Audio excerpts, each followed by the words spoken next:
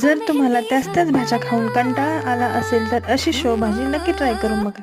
मेहंदी हाताला तुझ्या नावाची मी लावते रे राजा, घेऊन जाशील ना या राणीला तुझ्या संगतीन राजा. मेहंदी हाताला तुझ्या नावाची मी लावते रे राजा, घेऊन जाशील ना या राणीला तुझ्या संगतीन राजा.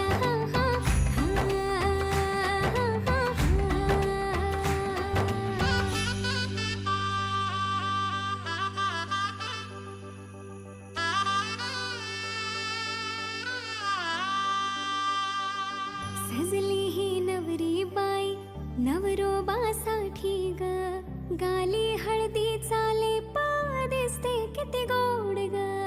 आई बाबांची लाडकी सासरला जाईल ग, सुखी राहा दिल्या घरी तो